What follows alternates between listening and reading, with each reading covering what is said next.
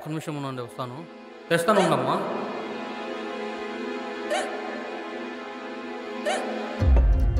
ఏంటి అలా చూస్తున్నావు? ఇది నా ఫ్రెండ్ స్థలం. వాడొక సినిమా పిచ్చుడు. ఎవరు మీరు? ఏ వేడి చల్లారేలోగా రుచి చూడు. నన్నెందుకు ఫాలో చేస్తున్నారు? స్వప్న బావుందా? అవును, యశోద ఎలా ఉంది? తన మోకాళ్ళ నొప్పి తగ్గిందా? అదంతా మీకు అనవసరమైన విషయం. నా దగ్గర నుంచి మీకేం కావాలి? ఆ రోజు టైం వచ్చినప్పుడు నేనే చెప్తానన్నానుగా. ఈ రోజు ఆ టైం వచ్చిందప్పుడు.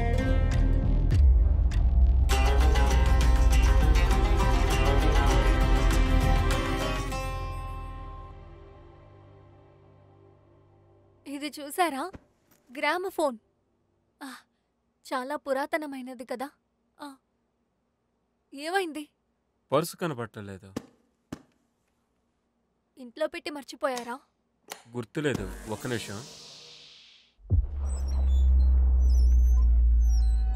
పర్వాలేదులే, కన్నయ్యకి నేను ఇచ్చేస్తాను. మన ఇంటికి వెళ్ళి చూసుకుందాం. పర్వాలేదు, ఈసారి వచ్చినప్పుడు తీసుకుంటా. తర్వాత వచ్చేంత వరకు కన్నయ్య వెయిట్ చేయాలా? మీకు మాత్రమే కాయిన్ కలెక్షన్లో ఇంట్రెస్ట్ ఉందా ఏంటి? వద్దు. ఊరుకోండి.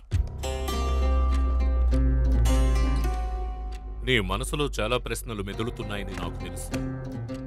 వాటికి బదులు చెప్పడానికి ప్రయత్నిస్తాను. నా పేరు హరివ్, ఊరు మైసూర్. ఒక ఎక్స్పెరిమెంట్ కోసం నిన్ను వెతుక్కుంటూ వచ్చాను అపూర్వ.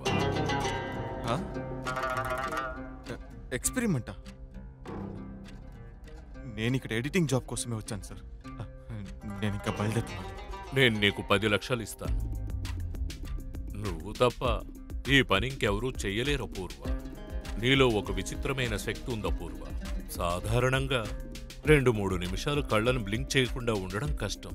అలాంటప్పుడు నువ్వు అరగంట సేపు కళ్ళను బ్లింక్ చేయకుండా ఉండగలుగుతున్నావు. ఆ అద్భుతమైన శక్తి నీకు తెలియడం లేదు.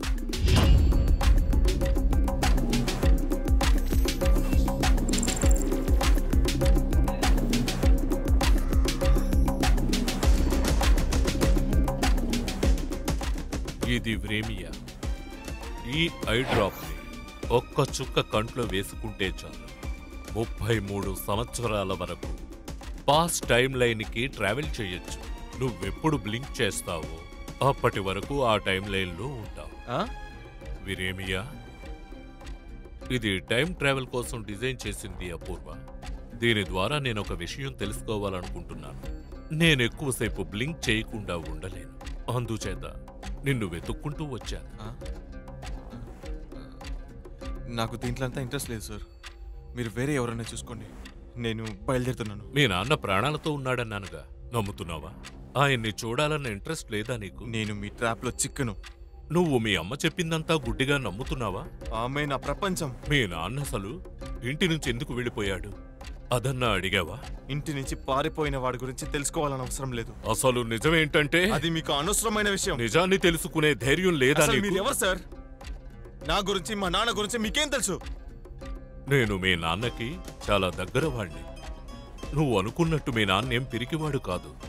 ఆయన కూడా చాలా ప్రయత్నించాడు, కానీ అది వర్కౌట్ అవ్వలేదు. సరే, మీ నాన్నని నీ కంటి ముందు నిలబెడతాను. నువ్వు నన్ను అడిగిన ప్రశ్నలు మీ నాన్నని నువ్వు అడగగలవా?